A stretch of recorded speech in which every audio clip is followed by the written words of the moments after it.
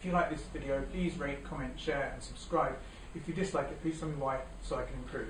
So, I've lost the weight. I'm now probably about 70 kilos, but I'm not checking right now because I don't think it's a very good idea to check obsessively like that. It's not very healthy. So I have now gone back to being vegan as well because I decided that one of the reasons I was piling weight on was because I was eating a lot of dairy and eggs and things that are generally high in calories in that way.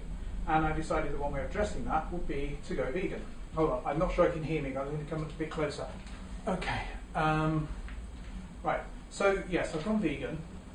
Now, I went vegan about 26 years ago, and it didn't go well because I ended up getting B12 deficiency, basically, and I had a mild and very boring form of psychosis, which I then dealt with by going back on the dairy products. And one of the reasons I went B12 deficient was because I got really sick of eating yeast extract all the time, and so I gave it up, didn't have it very often, and that was probably one of the factors contributing to my B12 deficiency. However, I am now taking these rather, probably not very good B12 supplement.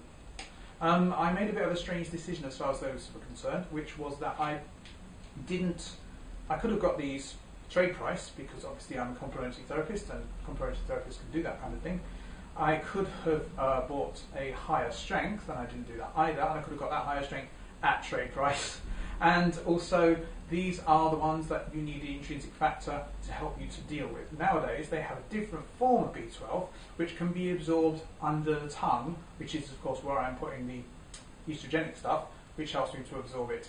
And that can be absorbed as a spray without actually needing to be processed by the intrinsic factor that is secreted by cells in your stomach, which is the reason why I think I didn't do very well on them in the past. So I have now had to resort to doing something fairly artificial in order to deal with potential B12 deficiency, and that's something I'm fairly uncomfortable with. It is also quite a low dose, so I don't know how well I'm going to do. Probably what I'll do is I will go through, how many are there? 100 tablets, so I'll go through like 3 months of this. I haven't actually taken any today because I didn't eat until after midday, and then I was somewhere else when I started eating. But for this evening's meal, I will take this as well as the stuff that's waiting there in the fridge for me, and then I'll be able to have it. So yes, I've gone vegan again. This is going to make my life slightly more inconvenient, but not hugely so, because becoming vegan is really not that big a deal. It seems like a daunting prospect if you've never done it before.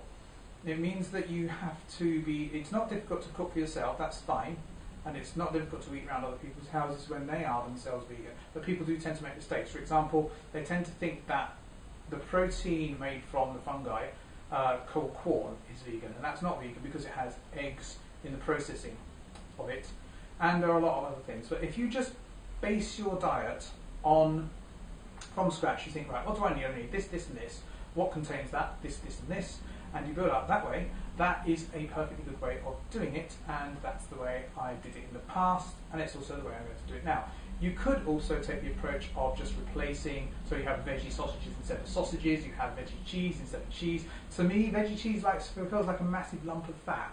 It's not the kind of thing I'd actually want to take on board. Something that has happened to me, which used to happen to me when I was vegan before, is that there is a bit of a flatulence problem. Now, I previously dealt with that in one of the first activities that I used. First things I did herbally, before I was herbalist or even trained as a herbalist, which was to introduce a lot of caraway seeds into my diet. I suppose I could do that again, but I think there's other things going on. For example, I need to chew my food more thoroughly, and so forth. So, not that big a deal being vegan, really. If this doesn't work and I start to get the symptoms I got before, which were the olfactory hallucinations, the lack of sense of smell, the poor concentration, memory and so forth, if that starts happening, then I will start to go on to the sublingual stuff. I'm not going to go back to eating dairy products and eggs, because that is only ever a transitional process. For me, lacto-vegetarianism, even though for me it went on for 20 odd years, is only a place you sort of a bridge you walk over towards veganism. It's never something you stand on and stay. It's not a destination. So that's all I've got to say to you today. I will see you tomorrow, I hope. Well, let's see how it goes.